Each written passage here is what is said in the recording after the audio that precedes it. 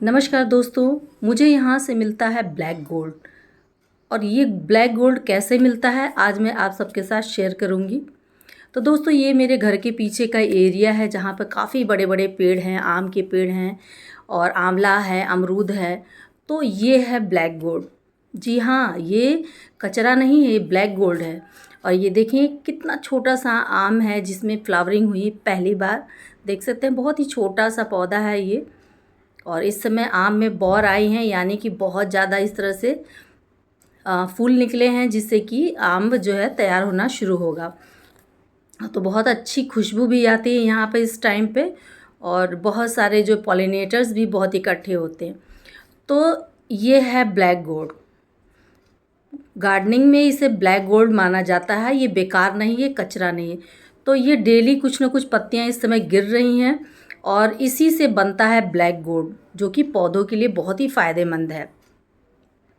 तो कैसे बनाती हूँ, क्या यूज़ करती हूँ मैं पत्तियों को, देख सकते हैं यहाँ से सारी पत्तियाँ डेली गिरती हैं। और ये एरिया है जो घर के पीछे का है और यहीं पे कुछ बड़े बड़े पेड़ लगे हुए हैं। तो यहाँ पे जो पत्तियाँ गिरती हैं उसका इस्तेमाल मैं गार्डनिंग में करती हूँ, बहुत तरीके से करती हूँ। मल्चिंग भी पौधों के लिए करती हूँ, फिर जब भी ग्रो बैग में भरती हूँ या बड़े गमले भरती हूँ तो उसमें भी इस्तेमाल होता है। और फिर आज मैं जो है पत्तियों की खाद के बारे में बात करूँ कि पत्तियों की खाद कैसे बनाती हैं। तो बेकार समझ के आप इन पत्तियों को बिल्कुल भी ना फेंकें, और अगर आपके आसपास कहीं मिल रही हैं ना तो उसे बोरियों में भर के आप घर पर ले आइए।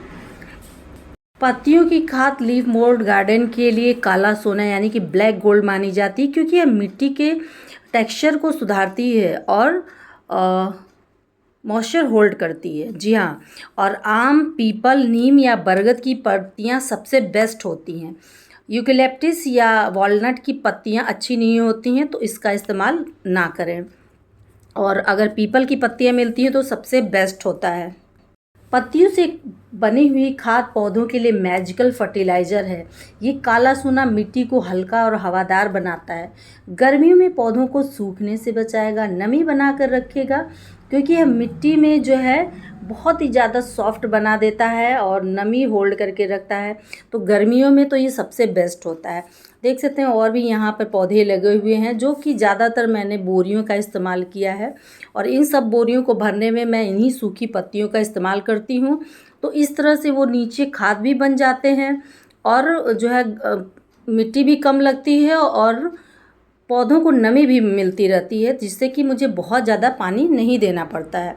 और पत्तियों की खाद के लिए आपको बहुत ज़्यादा परेशान होने की ज़रूरत नहीं है कि कुछ ख़रीदने की ज़रूरत नहीं है।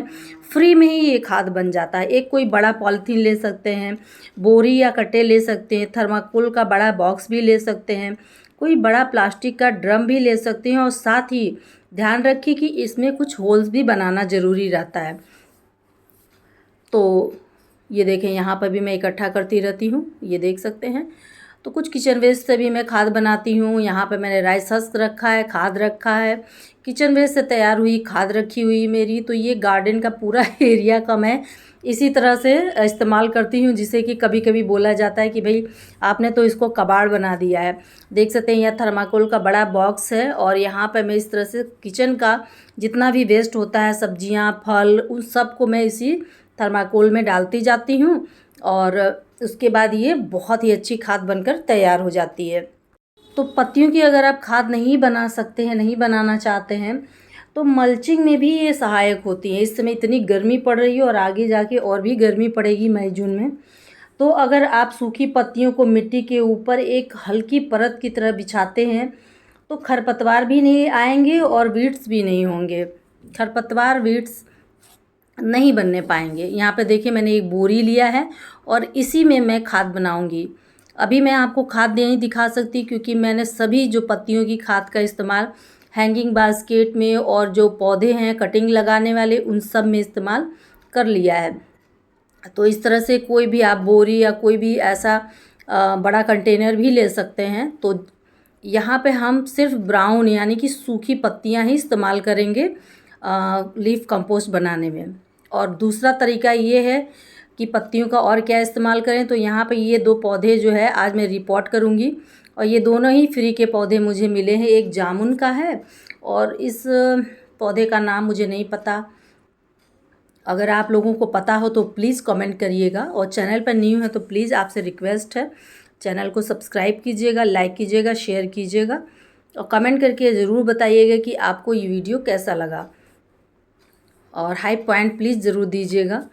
तो ये देखें, यहाँ पे मैं बोरियों का ही इस्तेमाल करूँगी। गमले तो इतने सारे मैं यूज़ करती रहती हूँ कि कम ही पड़ जाते हैं। तो इन बड़े पौधों के लिए और ये पत्तियों के लिए बेकार कचरे में फेंकने से अच्छा मैं इसका इसी तरह इस्तेमाल करना पसंद करती हूँ। पत्तियों की खाद सस्ता और टिकाऊ, इको फ्रेंडली होती है। इस खाद को बनाने के लिए 1 रुपया भी नहीं खर्च करना पड़ता। पेड़ से गिरी हुई पत्तियों से इसे घर पर आसानी से आप खाद बना सकते हैं। अगर घर में नहीं है तो बाग में, पार्क में बहुत पत्तियां इसमें गिरी हुई मिल जाती हैं। तो यहाँ पे पत्तियों की खाद जल्दी बन जाए उसके लिए मैं यहाँ पे एक गुड़ ले रही हूँ, थोड़ी मात्रा गुड़ की है, और जैगरी जिसे बोलते हैं, और दही। पत्तियों में गुड़ दही डालने से बैक्टीरिया के लिए खाना एनर्जी मिल जाती है, और बैक्टीरिया की संख्या बहुत तेज़ी से बढ़ती है। इससे खाद जो 1 साल में बनने का समय लेती है वो 3-4 महीने में तैयार हो जाती है। तो यहाँ पे मैं देख सकते हैं थोड़ा सा गुड़ लिया है और 2 चम्मच मैं दही ले रही हूँ। आपके पास दही, छाछ जो भी कुछ हो आप ले सकते हैं, लेकिन थोड़ी मात्रा लीजिएगा। तो सावधानी ये रखना है इसके लिए कि बहुत ज़्यादा गुड़ और दही की मात्रा न लें, इससे बड़े कीड़े और चींटियाँ आ सकती हैं।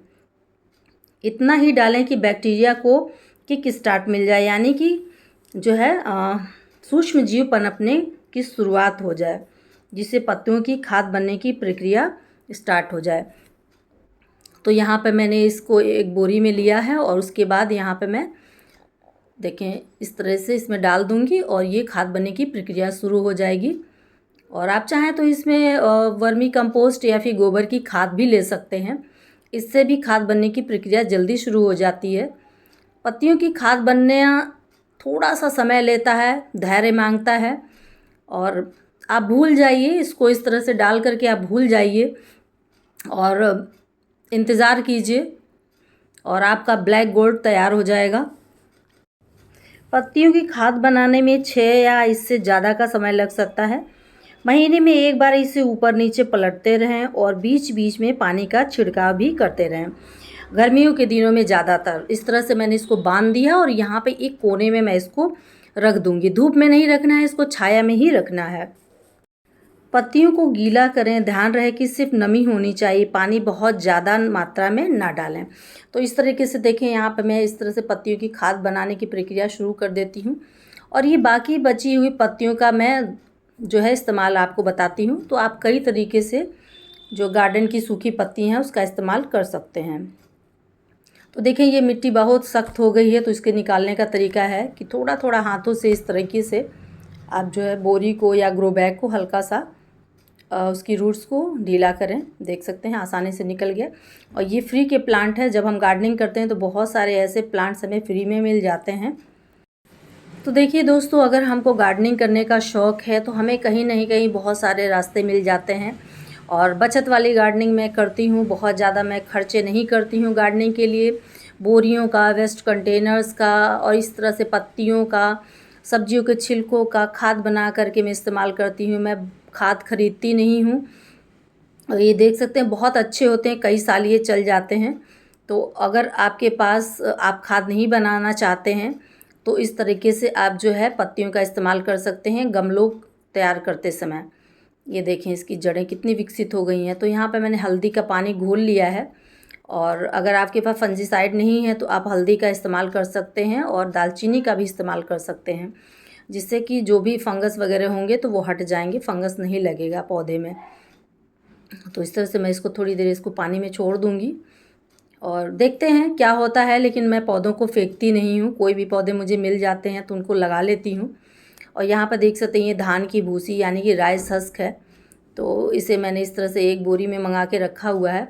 और राइस हस्क भी बहुत ही फ़ायदेमंद होता है। तो ये सारी चीज़ें हम इस्तेमाल करते हुए बागवानी करते हैं।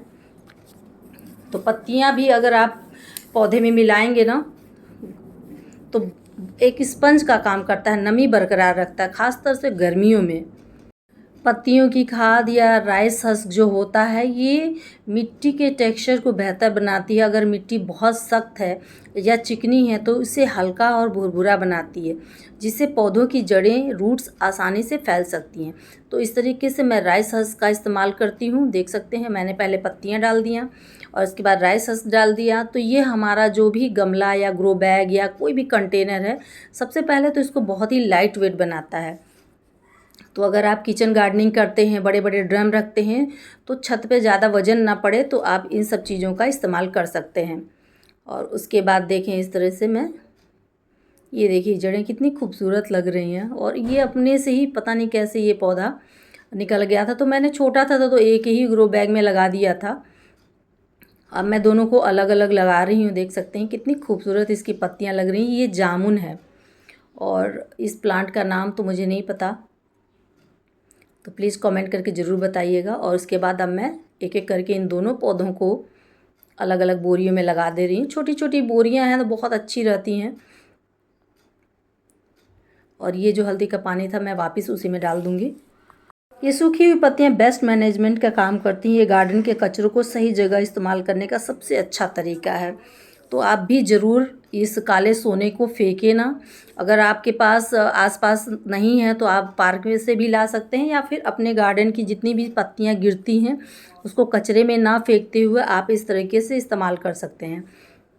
और ये देखें ऊपर से मैं पत्तियों को भी साफ़ कर दे रही हूँ, क्लीन कर दे रही हूँ, क्योंकि काफ़ी डस्ट वगैरह इस पे पड़ जाता है। तो पौधों को जो है सिर्फ पानी ना दें, ऊपर से पत्तियों पे छिड़काव भी करते रहें। और गर्मियों में तो इसमें नमी भी बनी रहती है, देख सकते हैं, और खूबसूरत भी लगता है पौधा। तो इस तरीके से दोस्तों मुझे उम्मीद है कि आपको ये वीडियो बहुत ही पसंद आया होगा।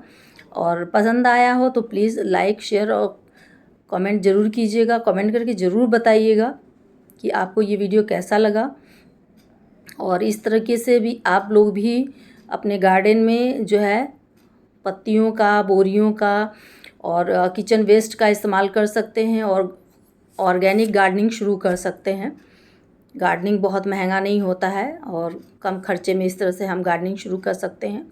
और आम की बहुत सारी वैरायटीज़ आती हैं जो कि छोटे गमले, कंटेनर में भी लगाया जा सकता है। ये जो है ग्राफ्टेड होते हैं और कुछ ही समय में इसमें फ्रूटिंग स्टार्ट हो जाती है। देख सकते हैं ये आम का पौधा। और इस तरीके से ये फ्री का भी प्लांट मुझे मिल गया है। तो बहुत सारे ऐसे फ्री के पौधे मिल जाते हैं। नीम का पौधा मुझे छोटू सा मिला था, उसको भी मैंने बना लिया है। और जब हम ऑर्गेनिक गार्डनिंग करते हैं तब तो और हमें फ्री के पौधे मिल जाते हैं। तो इस तरह से सारी चीज़ों को इस्तेमाल करते हुए देखें, यहाँ पे ये नीम का पौधा है जो मुझे मिला था और काफ़ी बड़ा हो चुका है। नीम की पत्तियों का इस्तेमाल मैं जो है कीड़े मकोड़ों के लिए करती हूँ। उससे जो है ऑर्गेनिक पेस्टिसाइड बनाती हूँ, बहुत अच्छा होता है। आपको नीम की पत्तियाँ मिलें तो आप उसको सुखा कर के मिट्टी भी मिला सकते हैं। ओके दोस्तों, नेक्स्ट वीडियो में मिलती हूँ, तब तक के लिए बाय बाय।